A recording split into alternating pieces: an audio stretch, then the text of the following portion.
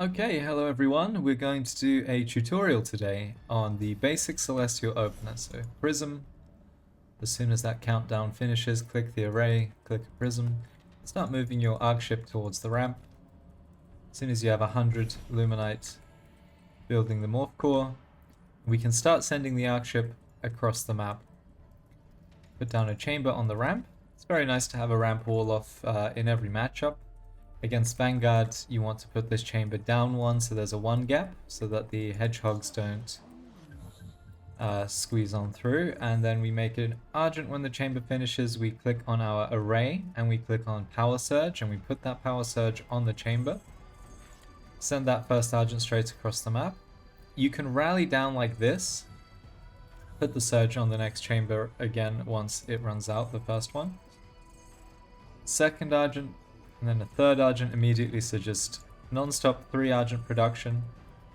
Now after the third one is queued, we make a morph core with our next 100 resources. We can float that over and hold position it over the luminite patch so that it is easy to build. Now the next thing we want to build is a prism, sorry. As the first argent runs into the main here, we go for the gas on this map. Otherwise, just go for anything you think you can get quite safely. Shooting the imps. There should be units, you know, the opponent will have some units, so when the unit is out, we do that. So we're just playing with these 3 argents. We have 3 prisms at home. And as soon as we get to 350 resources, we can build the array. That's a little bit late, but you get the idea. We're just trying to get some value, some scouting and some value out of these argents whilst we're doing that. Now, after this point, it's up to you. You can keep making argents here and try and get up to the argent count you might want to contest the StormGate at 3 minutes 30. So you can keep doing that. You can keep dropping surge on it if you want. Just keep in mind that the next thing you build is going to put you into yellow energy. So you either accept yellow energy, which isn't ideal, because that will delay the prism charges on your arrays. So before this next building, you want a power bank. And that pretty much sets you up into whatever you want. You know, you can start mining Ethereum, get into Cree, you can get into just 3-4 chambers with constant argent production, and have a lot of units for the StormGate. Just the only thing you really want to keep in mind is that this is going to have a prism. And one thing that is common and good to do is to put it on the Ethereum. And then just as this is about to finish, you can press return cargo and have it go to the natural array. You want to focus on Luminite early unless you've got some really good idea, you know, like you're rushing Seraphim or something like that. But generally speaking, we're playing a lot of chambers, a lot of basic units right now, so you kind of just want to get your economy up, your luminite economy. Both Kree and Argents cost a lot of luminite and chambers, of course, so don't really want to rush Therium too hard, but if you've got a cool idea, then so be it. And keep in mind that after this power bank, you can build 3 structures.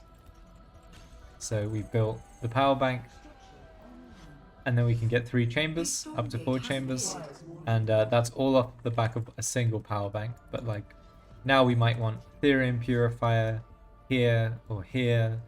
We might want the Guardian Nexus.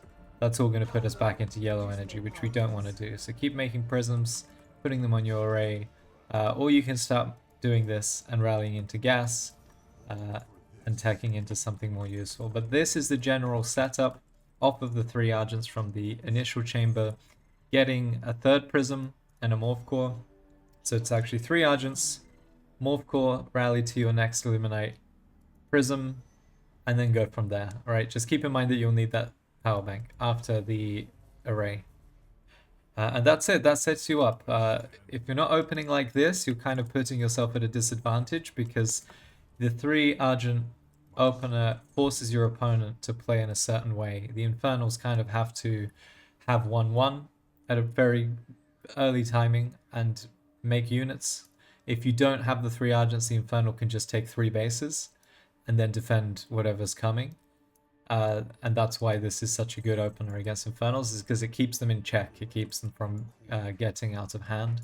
Versus Vanguard, if you get to their base and they've gone fast expand, you usually just kill them.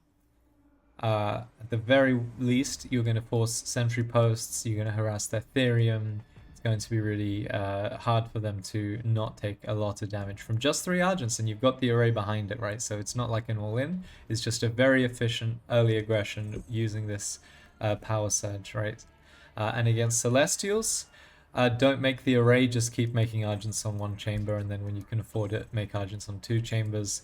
And basically the meta right now is never to expand, but hopefully that will change because CVC right now is a mess.